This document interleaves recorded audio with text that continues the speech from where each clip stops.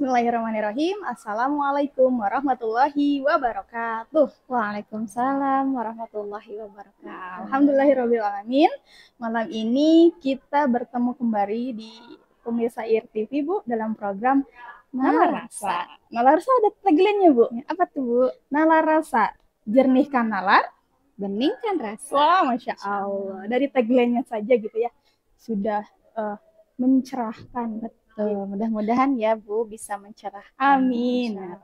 Oke, Bu. Kali ini, malam ini kita bakalan ngobrol-ngobrol, sharing-sharing gitu ya. Tentang tidak jauh dari episode-episode sebelumnya tentu saja gitu. Terkait dengan pendidikan itu sendiri. Betul. Nah, apa sih, Bu? Kita kali ini temanya tuh tentang apa? Baik, insya Allah pada kesempatan kali ini kita akan ngobrol-ngobrol ya, Bu ya, terkait dekadensi moral yang memang zaman sekarang dewasa ini Masya Allah ya luar biasa sekali. Dekadensi moral itu sangat-sangat terlihat sekali gitu, Bu ya, dari anak-anak zaman sekarang. Insya Allah. Betul ya, Bu. Jadi banyak fenomena-fenomena penurunan moral itu sendiri gitu ya.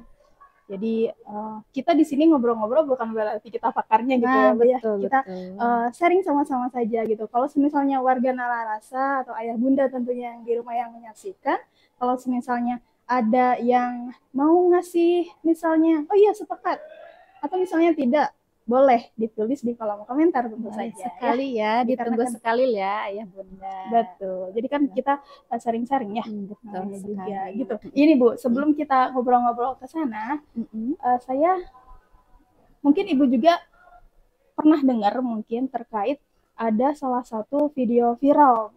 Video viral terkait ada seorang siswa yang melakukan sesuatu yang kurang baik kepada gurunya. Gitu. Apa tuh, Bu? Seperti apa perlakuan siswa tersebut? Ya, si siswa itu tuh karena kesal diingatkan oleh gurunya sampai dia tidak menerima, sampai dia mengketapel mata gurunya, sampai mata gurunya tuh ya luka. Jadi yang sebelah tuh sampai harus dilarikan ke rumah sakit.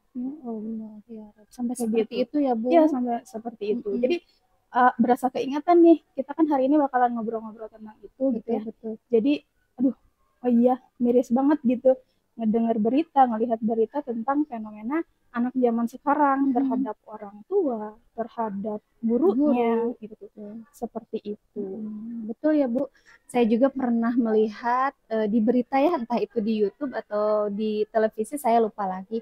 Saya pernah dengar, bukan pernah dengar ya, pernah melihat ada kejadiannya kalau tidak salah di luar Pulau Jawa ya. Saya lupa itu entah itu di Sulawesi, entah itu di Kalimantan. Jadi ada satu sekolah, kebetulan SMA ya kalau tidak salah itu. Jadi ada anak yang dia itu berani menusuk gurunya sendiri, Bu. Insya Allah ya, innalillahi gitu ya. Karena apa? Penyebabnya itu adalah guru tersebut mengajak siswa tersebut itu untuk sholat, mengingatkan untuk sholat. Padahal kalau kita pahami, mengajak sholat kan mengajak kebaikan, betul. Tapi sampai anak tersebut sampai berani menusuk, entah itu kondisinya sedang seperti apa, wallahu alam ya, Bu. Tapi sangat miris sekali ya, sampai Masya Allah sampai berani menusuk gurunya sendiri seperti itu. Iya, sedih gitu ya, Bu, miris sama kondisi sekarang tuh gitu. Jadi ngelus dada gitu ya dengan kondisi anak-anak zaman sekarang tuh. Memang tidak semua gitu ya, tapi kebanyakan anak-anak zaman sekarang itu ya gitu, moralitasnya itu menurun. Gitu. Nah, saya juga jadi teringat satu dalil ya, Bu ya, ayat Al-Quran di surat An-Nisa ayat 9. Insya Allah mungkin nanti pemirsa IRTV, warga Nalarasa juga sudah mengetahui ya ayat tersebut, di mana ayat tersebut menjelaskan bahwa kita itu tidak boleh meninggalkan generasi kita itu sebagai generasi yang lemah. seperti itu Bu. Lemah apanya itu Bu? Yang saya baca dan yang saya juga pahami, lemah di sini itu adalah yang pertama itu lemah imannya Bu. Kemudian yang kedua itu lemah pemahaman dan ilmunya, dan yang ketiga itu lemah fisiknya, seperti itu Bu.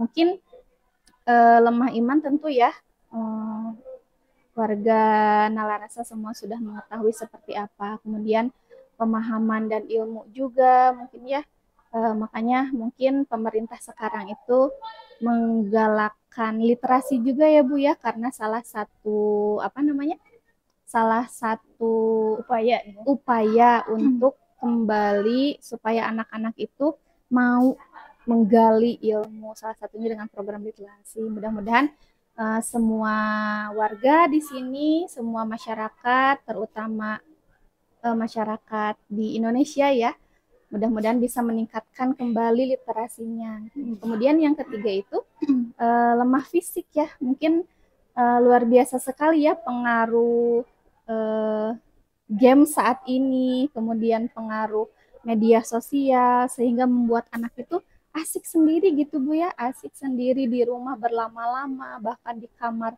sampai lupa makan gitu Bu Jadi ya. kurang bergerak Nah, gitu ya? kurang bergerak. Jadi Jadinya fisiknya teh lemah. generasi apa Bu namanya, mager gitu ya. Jadi nggak Malas mau gerak gitu. Nah, betul, malas gerak, nggak mau keluar, nggak mau olah fisik, olahraga, nggak mau gitu, seperti itu Bu. Iya ya. Ya maksudnya tuh dari ayat Al-Qur'an itu juga jadi pengingat kita gitu ya, apalagi kita sebagai amanahnya sebagai pendidik gitu ya, betul. pendidik entah itu juga orang tua gitu. Kita harus ya mengupayakan jangan sampai kita tuh meninggalkan generasi yang lemah. Ya. Harus mempersiapkan generasi-generasi yang kuat dalam segala hal. Betul sekali Bu. Nah, terkait apa tadi ya obrolan kita, kita bisa refleksi gini, refleksi sejenak gitu. Apa sih kira-kira ya yang menyebabkan kemunduran moral ini gitu. Kalau di saya pribadi gitu ya Bu, menurut pandangan saya yang pertama itu bisa jadi kan iya tadi. Jadi menurunnya moral anak-anak itu ya karena salah satunya ya kurangnya pengetahuan atau enggak diarahkan gitu. Saya coba suka bandingin gitu kadang kalau misalnya ada kejadian apa atau misalnya ada berita apa terkait dengan anak zaman sekarang, suka membandingkan dengan saya zaman dulu gitu. Contoh kalau ketika di sekolah, zaman dulu kita ibu aja, saya ketika dulu di zaman sekolah, ketika di kelas misalnya, guru menjelaskan itu gak pernah berani memotong omongannya gitu ya, ketika berbicara pasti harus izin dulu gitu ya kalau misalnya mau menyampaikan sesuatu.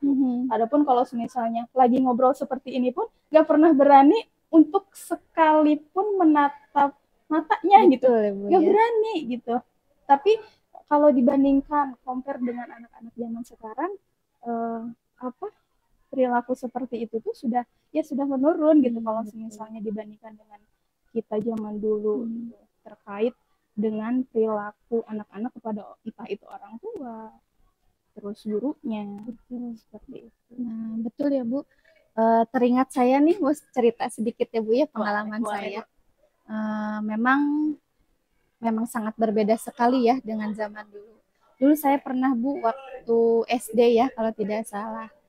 Dulu tuh waktu SD biasa ya, anak mungkin sampai sekarang juga masih guru-guru masih menerapkan metode itu ya, karena memang metode itu dirasa efektif ya, cukup efektif. Jadi ketika kita menulis atau misalkan pelajaran matematika ya waktu itu saya, jadi guru saya itu bilang, silahkan yang selesai duluan boleh pulang duluan, yang selesai pertama gitu ya, boleh. Nah betul Bu, dibalapkan kalau bahasa Sundanya ya, dibalapkan. Silahkan yang selesai duluan boleh pulang. Kita kan semangat ya Bu ya ngerjainnya, semangat. Kebetulan saya dulu sangat suka sekali pelajaran matematika gitu ya. Masya Allah. Senang hitung gitu Bu ya. Saya itu kebetulan ya ngerjainnya cepet-cepet gitu Bu ya, cepet-cepet karena memang tergiur ya rewardnya dari guru saya. Saking buru-burunya saya tuh sampai berlari Bu ke meja guru tuh, berlari kemudian tidak sengaja mengenai kelopak mata guru saya, buku itu yang runcing yang ujungnya itu sampai mungkin entah itu ya beliau tuh sakit atau bagaimana sampai sedikit marah gitu ya, sedikit marah beliau tuh. Akhirnya saya tuh pulang ke rumah Bu, cerita sama orang tua saya, Pak, saya tadi dimarahin sama guru saya.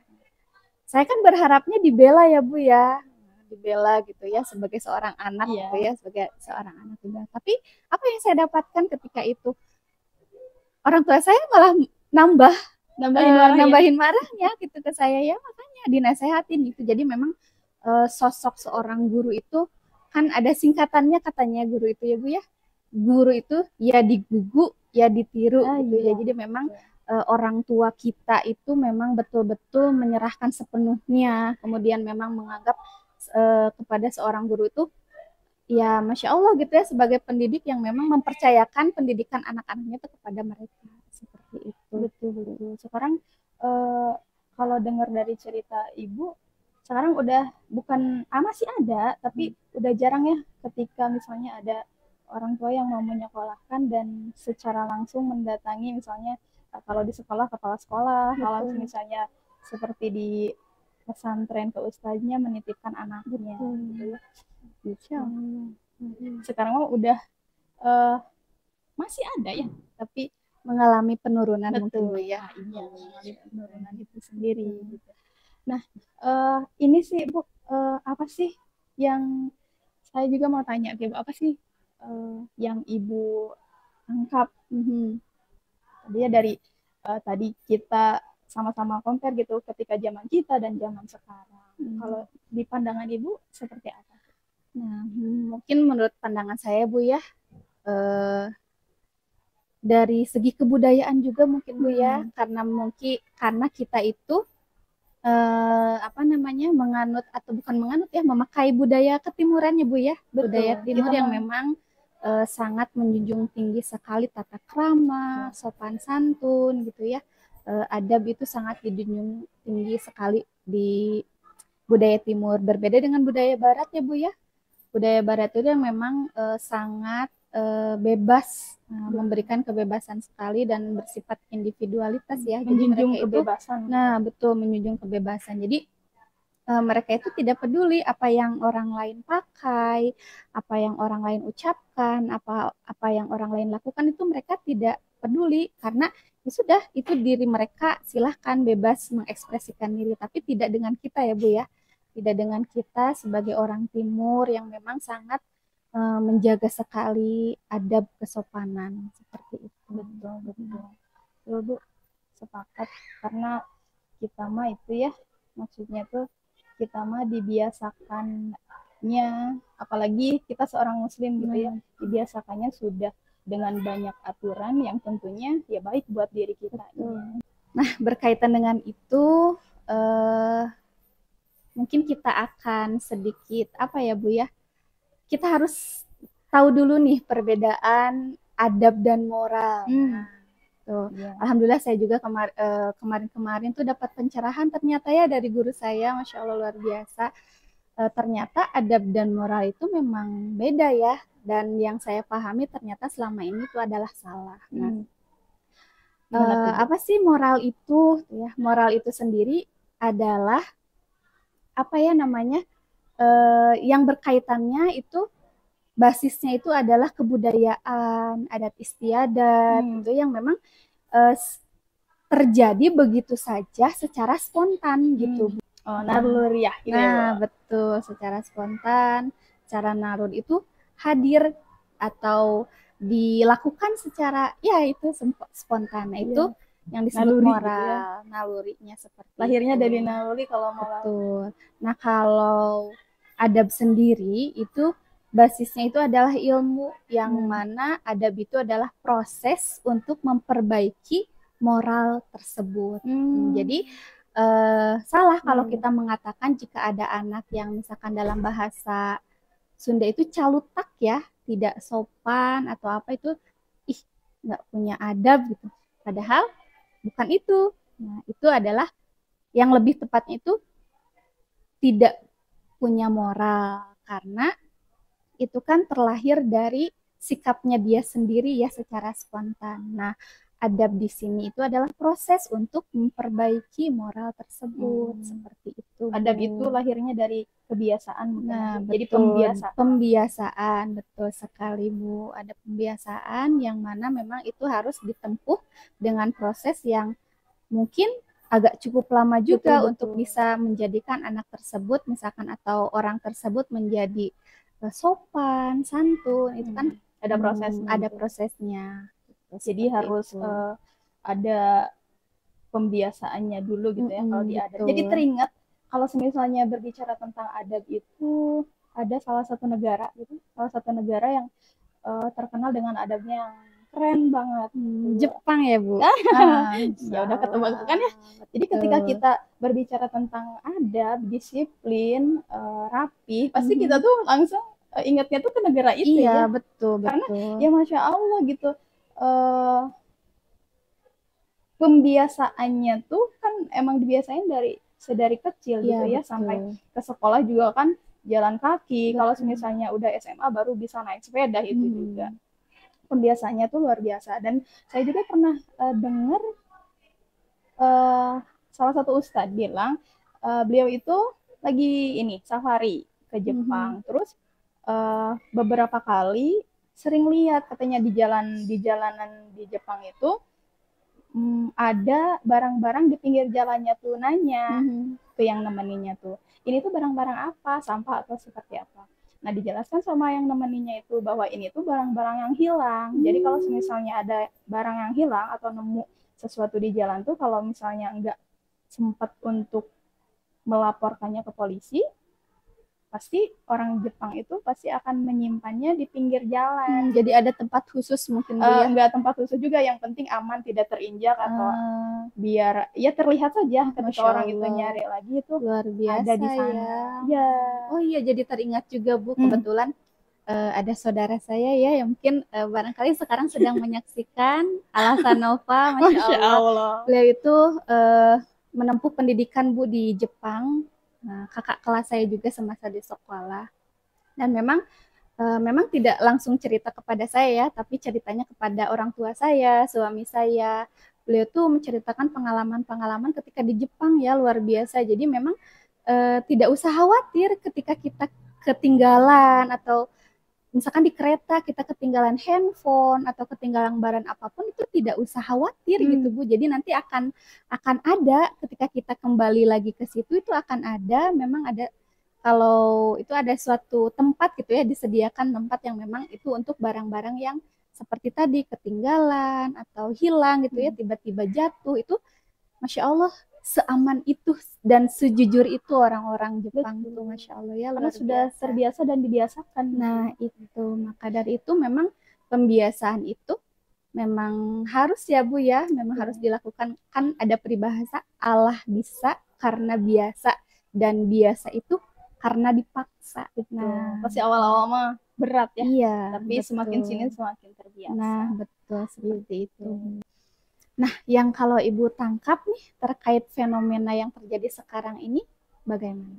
Ya, kalau saya pribadi gitu ya, terkait dengan fenomena sekarang, menurunnya moralitas anak-anak zaman sekarang itu bisa jadi juga karena pengaruh orang-orang yang berilmu gitu ya, orang-orang yang berilmu, orang-orang yang sudah paham, tidak menyampaikan, tidak mengarahkan gitu. Jadi kan anak-anak tuh ya mereka bingung harus seperti apa. Jadi ya udah mereka jalan aja ke bawah arus, ya udah bablas aja gitu jadinya tuh. Jadilah karakter kan seperti itu. Jadilah adatnya dia kayak gitu, karena ya gitu kurangnya atau ya orang-orang yang berilmunya pada diem aja gitu. Seperti itu sih. Nah, Gitu. mungkin fenomena sekarang nih Bu ya, anak-anak itu banyak yang mengidolakan idola-idola yang memang eh, bukan idola yang seharusnya ya Bu ya. Betul. Nah, menurut Ibu sendiri, nah kenapa sih anak-anak itu sampai salah memilih idolanya?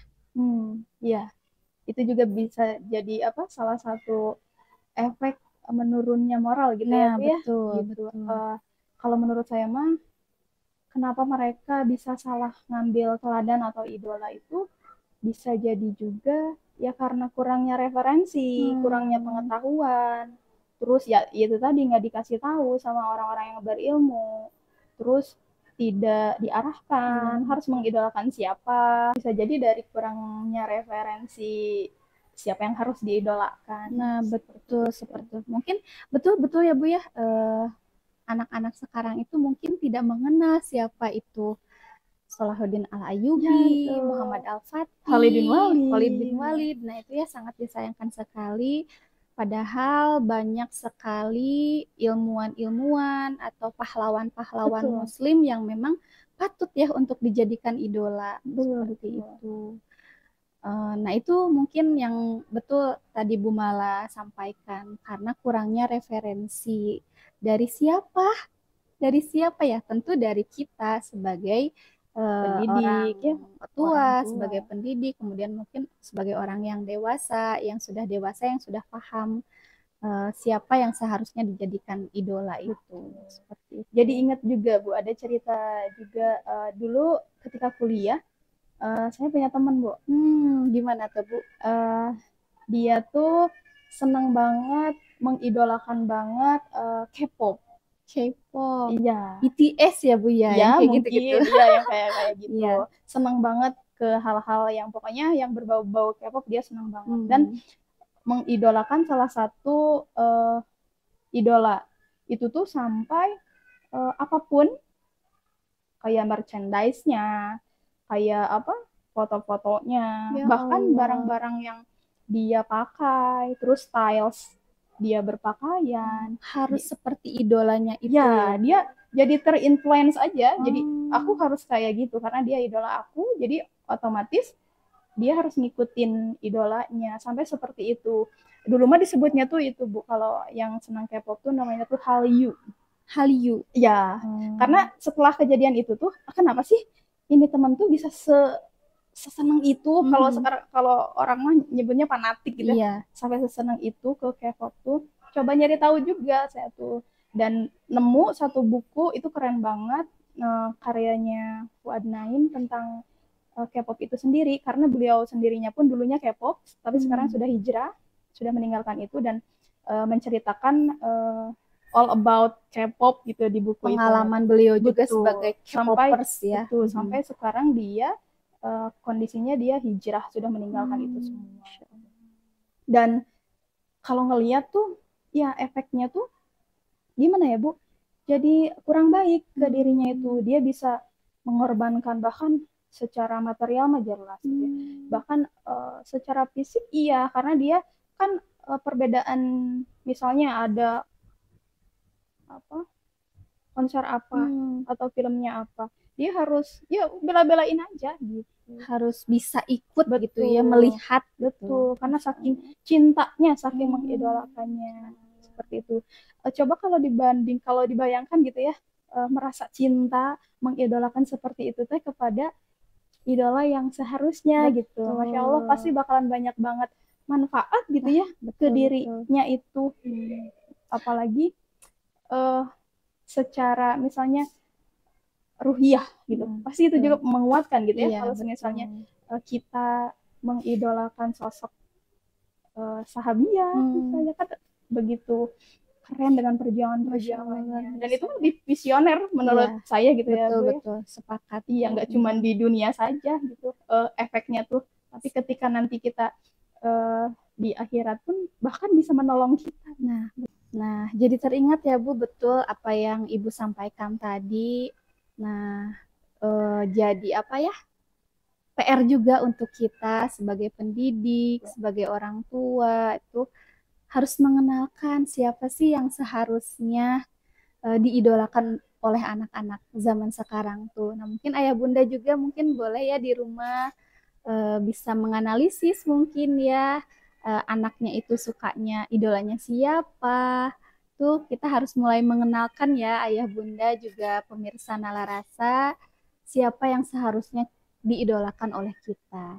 Misalkan seperti ya yang pasti idola utama itu adalah Nabi kita Bu ya, Nabi Muhammad Shallallahu Alaihi Wasallam itu para sahabatnya, kemudian ada juga para pejuang-pejuang Muslim ya luar biasa yang memang kemarin sudah dibahas juga ya oleh Bu Fuji dan Bu Uli ya, di episode 2. Di episode 2 ya kalau tidak salah itu ternyata ilmuwan-ilmuwan Muslim itu luar biasa ya yang menjadi acuan ilmuwan-ilmuwan Barat untuk meneliti, mengembangkan ilmu itu Betul. awalnya Seperti itu dari ilmuwan penemu itu. pesawat. Nah, gitu ya. betul.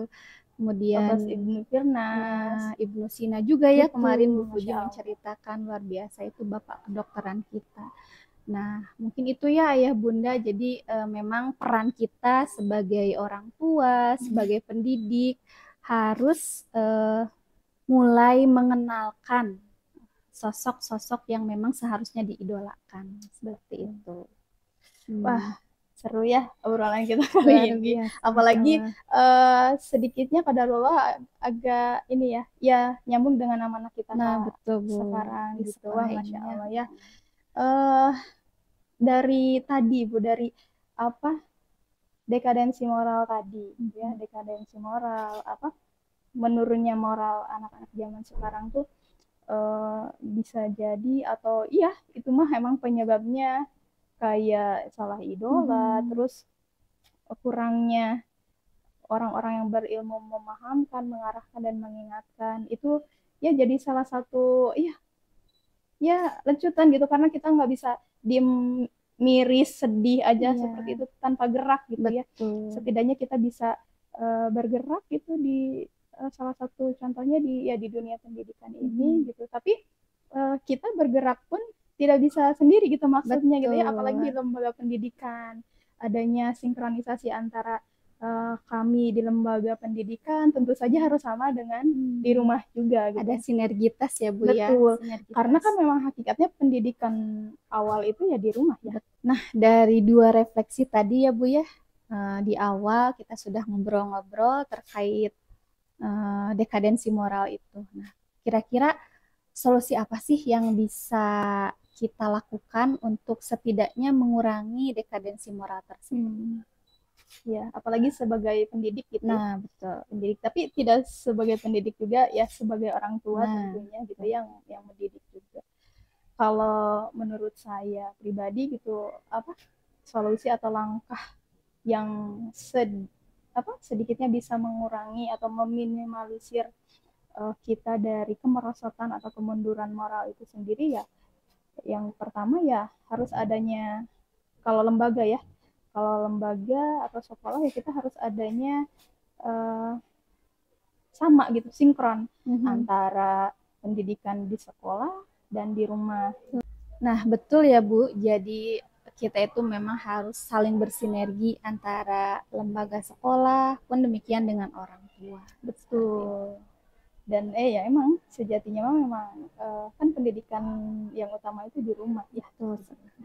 Kita mah lembaga atau sekolah hanya support system gitu, tambahan dari pendidikan di rumah.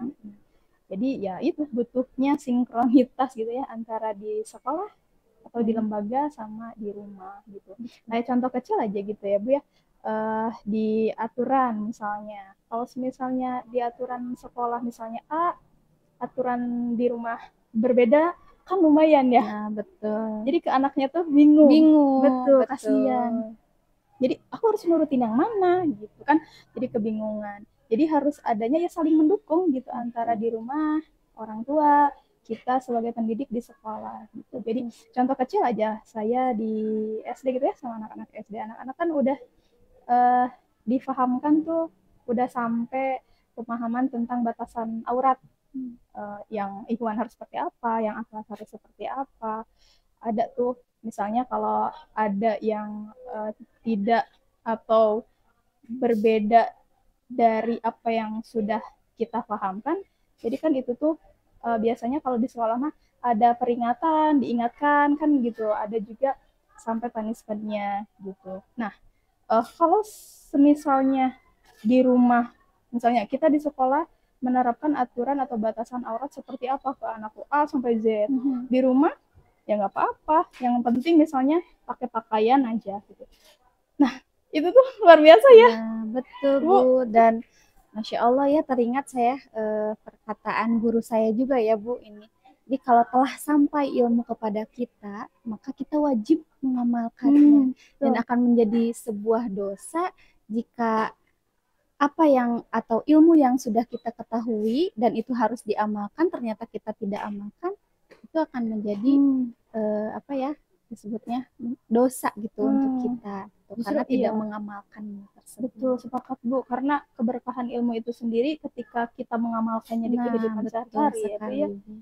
Gitu. Jadi lumayan banget gitu. Jadi ketika misalnya ada aturan A, jadi ya itu harus sinergi gitu ya, harus sama-sama. Jadi jangan sampai ya bikin bingung anak-anak gitu. Oh biarin, aku udah misalnya mama aku juga nggak masalah, misalnya berpakaian seperti ini. Terus idola aku juga misalnya, balik lagi ke idola aku misalnya juga seperti ini berpakaiannya. Padahal sudah sampai gitu pengetahuan kepada dia tuh gitu harus seperti apa. Apalagi khususnya untuk seorang muslim gitu ya, ya. Gitu. Aturan-aturan itu sendiri kan ya yang pastinya baik buat diri kita sendiri juga gitu ya, Bu. Nah, betul Bu ya, dari yang tadi Ibu sampaikan, mungkin salah satu solusinya adalah kita tuh harus melek adab ya Bu ya. Jadi sebagai pendidik, sebagai orang tua, kita harus paham apa itu adab, kemudian cara mengaplikasikannya di kehidupan sehari-hari, dan memang kewajiban kita ya sebagai orang tua khususnya mengajarkan pendidikan adab kepada anak-anak kita. Betul.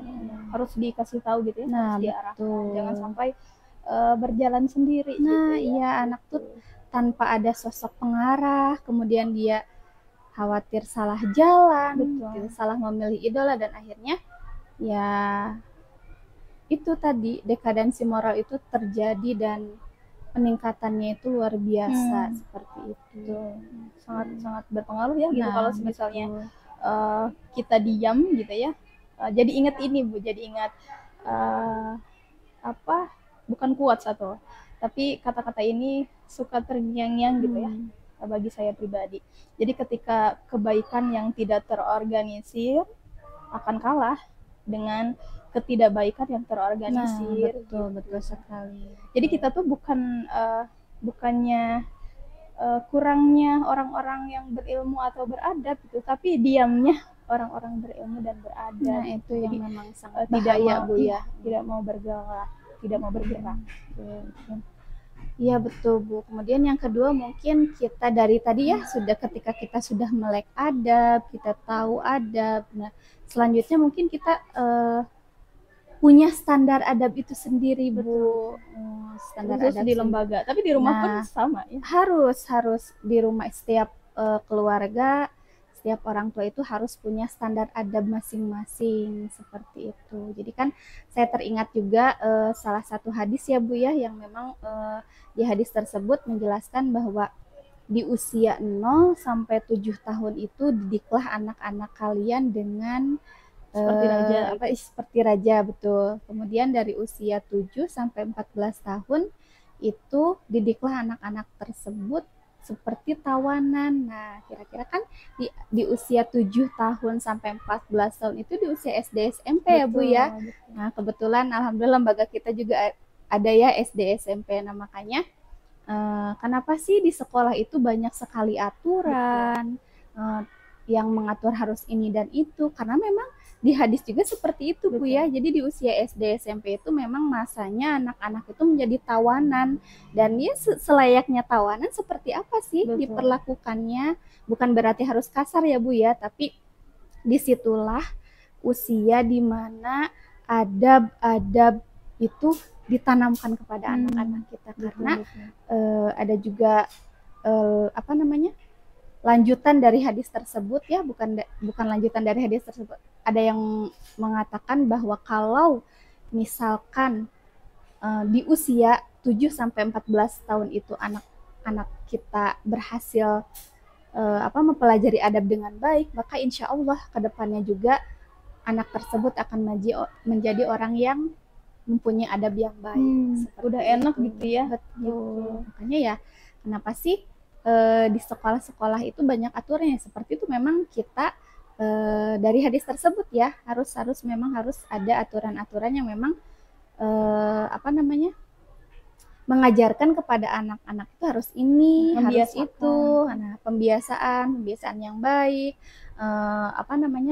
mengenalkan kepada anak-anak hal-hal yang baik, kemudian mengingatkan kepada hal-hal yang tidak boleh dilakukan, seperti itu. Memang jadi ada standarnya gitu, kita punya standar, jadi tidak hanya sok we gimana aja gitu ya, silahkan mengalir gitu. Tidak seperti itu, jadi anak-anak tuh tahu. Nah, kemudian alhamdulillah ya di Insan Rahayu juga sudah ada 10 budaya ya Bu ya. Nah, salam, sapa, sopan santun dan sebagainya itu sudah mulai dikenalkan ya kepada anak-anak. Dan memang insya Allah ya harus, kalau mau menjadi anak yang baik ya harus dididik di lingkungan yang baik juga. Betul. Seperti itu. Betul, sepakat Bu.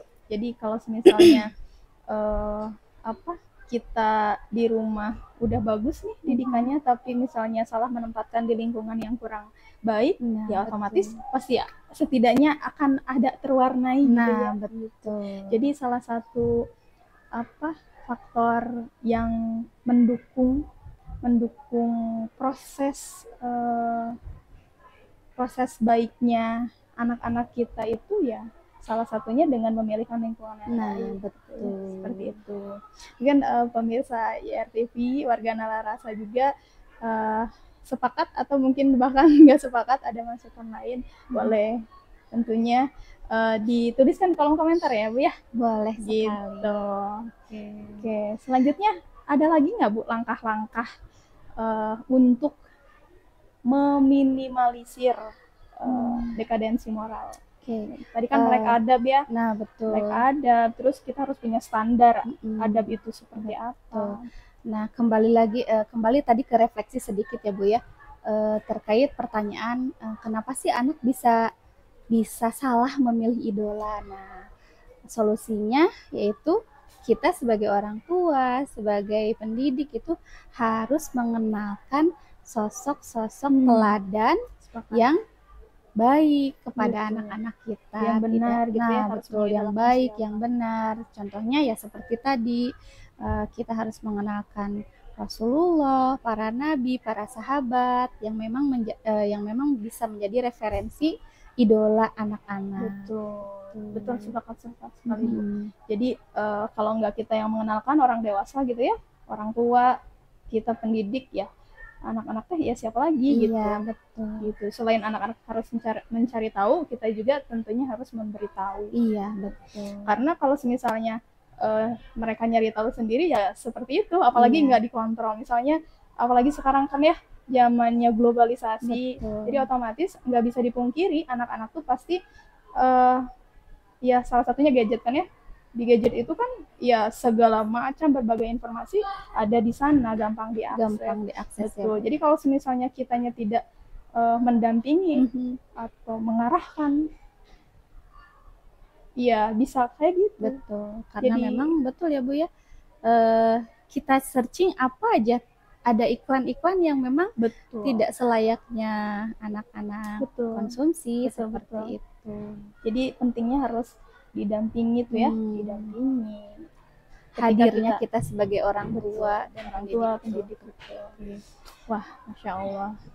Kemudian mungkin ada lagi nggak Bu, selain tadi yang pertama melek adab, kemudian harus punya standar adab, kemudian yang ketiga itu mengenalkan idola-idola yang seharusnya dicontoh dengan baik. Nah, ada lagi nggak selain itu menurut Ibu? Oh ya, sebelum kita memberitahu kan ya, kita memberitahu ke anak-anak gitu atau ke lingkungan kita sekitar, ya lebih baik ya, yang tentunya ya diri kitanya sendiri dulu harus baik gitu. Nah, harus mau benerin diri.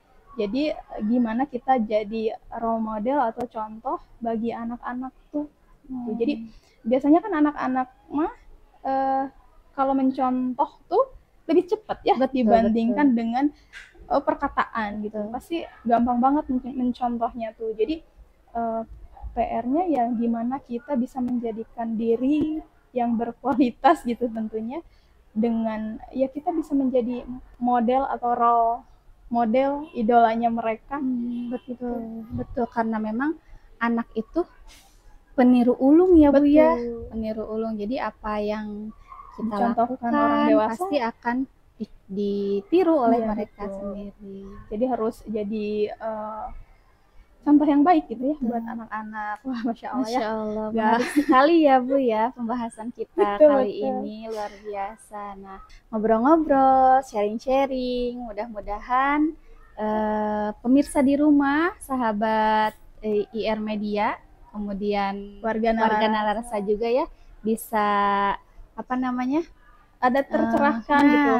Kami juga tadi, saya pribadi banyak tercerahkan gitu dari obrolan-obrolan kita kali ini gitu. Masya Allah. Jadi oh iya harus gini, oh iya betul ya, betul. Jadi memang kita sebagai pendidik, sebagai orang tua itu memang harus siap ya Bu ya, siap dengan keadaan yang istilahnya zaman sekarang itu luar biasa sekali tantangannya ya Bu ya. Maka dari itu sahabat IR Media, kemudian warga Nalarasa juga, khususnya kita sebagai lembaga sekolah ya Bu ya, pentingnya menghadirkan lingkungan yang baik ya, lingkungan yang soleh ya, atau kita sebut dengan bi'ah solihah, itu sangat penting ya, kita menghadirkan lingkungan yang baik itu. Kemudian sebagai guru juga dan orang tua, yuk kita mulai dari diri kita sendiri dulu Bu ya. Ibda binafsik gitu ya, mulai dari diri sendiri dulu gitu. Mulai dari diri sendiri baru kita bisa menjadi teladan yang baik sekali. Wah, Masya Allah. Ya, mungkin obrolan kita cukupan sampai sini aja gitu ya Bu ya. Dilanjutin nanti insya Allah ada episode selanjutnya ya, dan tentunya pasti bahasanya yang lebih menarik lagi. Kita sharing sama-sama, ngobrol sama-sama terkait ya banyak hal gitu yang kita bisa saling bertukar insight gitu ya. Iya, gitu. Betul. Terutama dalam pendidikan ya Bu ya. Betul. Kita bisa sama-sama saling mengingatkan juga gitu ya. Gitu. Tapi sebelum ditutup nih Bu, saya ada pepatah Melayu. Masya Allah, apa tuh Bu? Dan pepatah Melayu ini saya tahu dari guru saya. Masya Allah, guru saya juga mungkin ya. Masya Allah. Ya, pepatahnya itu seperti ini bunyinya. Hanya manikam yang mengenal jauh hari. Ya. Apa tuh Bu artinya? Konteks ini tuh kami paham ya, yang kita pahami itu tentang hanya lingkungan yang penuh dengan ilmu yang akan melahirkan orang yang berilmu, dan hanya lingkungan yang baik atau salih yang akan melahirkan kebaikan atau kesalihan. Masya Allah, betul sekali ya Bu ya. Jadi lecutan buat kita gitu ya pepatahnya, jadi semakin on fire. Nah, Masya Allah ya, kita semangat untuk membersamai, mendidik anak-anak supaya menjadi anak-anak yang solih dan solihah. Betul. Ya. Semangat. Semangat. Ya, itu saja barangkali segmen kali ini, episode kali ini. Kami pamit. Mohon maaf apabila ada kekeliruan. Mohon dimaafkan. Kami pamit. Wassalamualaikum warahmatullahi wabarakatuh.